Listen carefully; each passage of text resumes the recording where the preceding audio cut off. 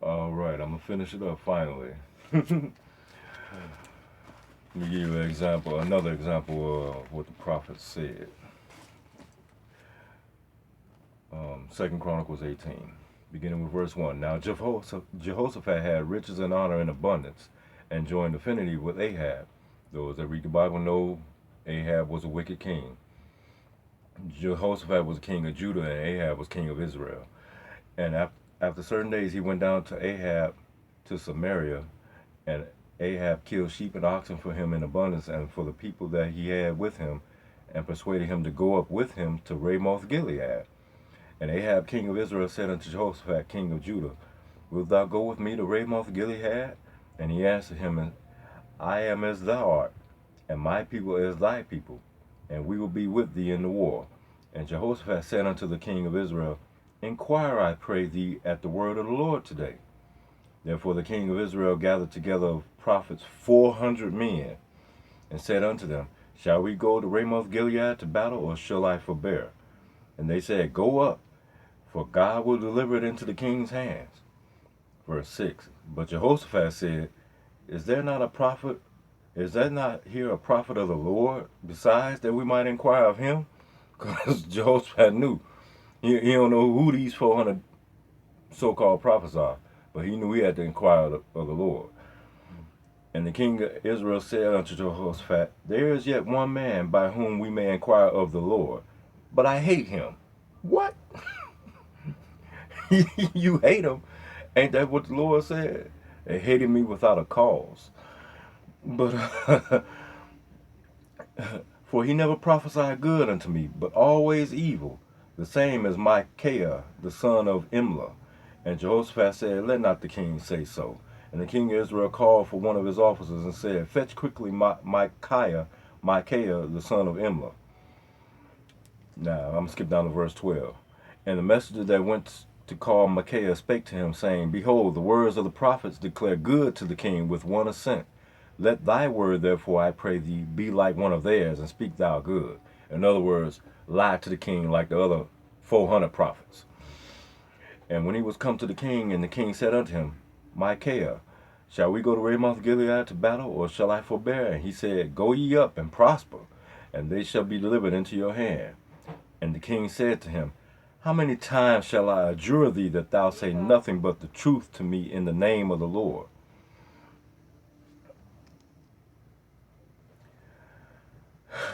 Then he said, I did see all Israel scattered upon the mountains, as sheep that have no shepherd. And the Lord said, These have no master, let them return therefore every man to his house in peace. Now should they go up to Ramoth Gilead? No. But check out what happens. And the king of Israel said to Jehoshaphat, Did I not tell thee that he would not prophesy good unto me, but evil? Because you are an evil king. You know what I'm saying? Again he said, Therefore hear the word of the Lord. I saw the Lord sitting upon his throne, and all the hosts of heaven standing on his right hand and on his left. You don't want to be on the left. And the Lord said, Who shall entice Ahab, king of Israel, that he may go up and fall at Ramoth Gilead? And one spake, saying after this manner, and another saying after that manner. Then there came out a spirit and stood before the Lord, and said, I will entice him. And the Lord said unto him, Wherewith? In other words, how? And he said, verse 21, and he said, I will go out and be a lying spirit in the mouth of all his prophets. So those 400 prophets pumping him up, but he gonna get killed if he go. And I ain't gonna read you the rest of that because it's a long story. But Jehoshaphat went up with him to Ramoth Gilead, and you know Ahab told him to keep on his king clothes, but Ahab was going to disguise himself as a regular soldier, and Jehoshaphat, slow-minded, did it anyway. And they thought that he was the king of Israel, and they was about to kill him. And he hollered out and screamed out to the Lord, and they didn't bother him. But out of all the soldiers, one soldier, even though Ahab disguised himself, one soldier shot him with an arrow. You know, he was the only one that got shot. So You know, that just go to show you, you know, you got people saying, oh, everything gonna be all right. No, no. No, it's not. We see it all the time. You, you seek the Lord the way He told you, and He'll protect you. You do it the way of the world, it's gonna always be trouble. But you know, and I said I read that because it's just an example that the prophet's been telling us what's right all along. We've been having this book around us all along, and ain't nobody reading it. It's our instruction manual. And people that know me at my last job when I used to work at IUN, it was a secretary there, young and in good health, only 50 years old, just died like that. You know, and I'm saying that to say this, that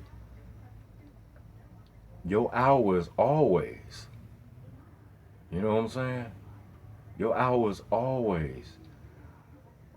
You don't know when your time is coming. You don't want to die in your sins. I'm telling you. Yeah, and that's how the way of the world has you thinking. You know, when I was out there in the world, I thought I was gonna live forever doing all the dirt that I was doing. Thank God He woke me up. Said your time is limited, buddy. So you gotta get yourself straight, keep the law, statutes, and commandments of God, get yourself baptized, and walk in newness of life from that point on. It's all that simple.